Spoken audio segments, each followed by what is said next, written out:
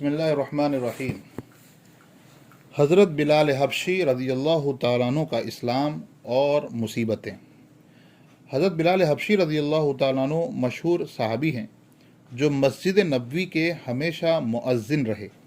شروع میں ایک غیر ایمان والے کے غلام تھے، اسلام لے آئے، جس کی وجہ سے طرح طرح کی تکلیفیں دیے جاتے تھے۔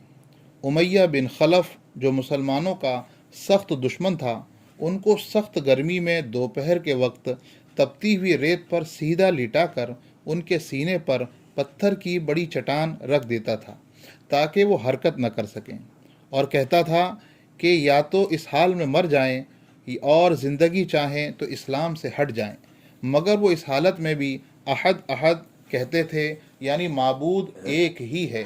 رات کو زنجیروں میں باندھ کر کوڑے لگائے جاتے اور اگلے دن ان زخموں کو گرم زمین پر ڈال کر اور زیادہ زخمی کیا جاتا تاکہ بے قرار ہو کر اسلام سے پھر جائیں یا تڑپ تڑپ کر مر جائیں۔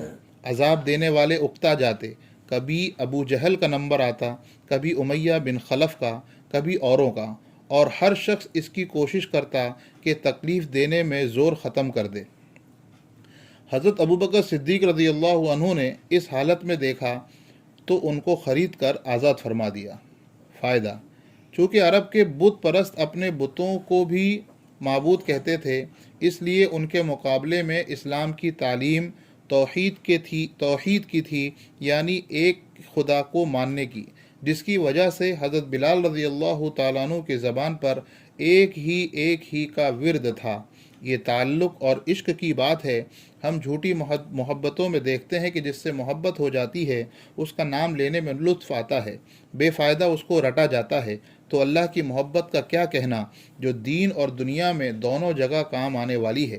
یہی وجہ ہے کہ حضرت بلال رضی اللہ تعالیٰ عنہ کو ہر طرح سے ستایا جاتا تھا، سخت سے سخت تکلیفیں پہنچائی جاتی تھیں۔ مکہ کے لڑکوں کے حوالے کر دیا جاتا کہ وہ ان کو گلی کوچوں میں چکر دیتے پھریں، اور یہ تھے کہ ایک ہے کی رٹ لگاتے تھے۔ اس کا یہ صلہ ملا کہ پھر حضور پاک صلی اللہ علیہ وسلم کے دربار میں مؤذن بنے، اور سفر حضر میں ہمیشہ اذان کی خدمت ان کے سپرد ہوتی۔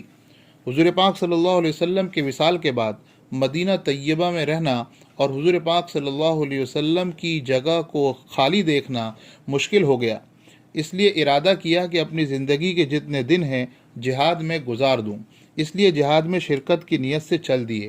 ایک عرصے تک مدینہ منورہ لوٹ کر نہیں آئے۔ ایک مرتبہ حضور پاک صلی اللہ علیہ وسلم کی خواب میں زیارت کی۔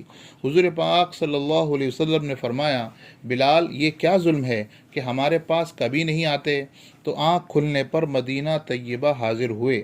حضرت حسن، حضرت حسین رضی اللہ عنہما نے اذان کی فرمائش کی۔ لاڈلوں کی درخواست ایسی نہیں تھی کہ انکار کی گنجائش ہوتی۔ اذان کہنا شروع کی اور مدینے میں حضور پاک صلی اللہ علیہ وسلم کے زمانے کی اذان کانوں میں پڑھ کر کوہرام مچ گیا۔ عورتیں تک روتی ہوئی گھر سے نکل پڑیں۔ چند روز قیام کے بعد واپس ہوئے اور سن ہجری 20 کے قریب دمشق میں وصال ہوا۔ سبحان اللہ وبحمدہ، سبحانک اللہم وبحمدک، ونشہد ان لا الہ الا انت، ونستغفرک ونتوب الیک۔ سبحان ربک رب العزۃ عما یصفون، وسلام علی المرسلین، والحمد للہ رب العالمین۔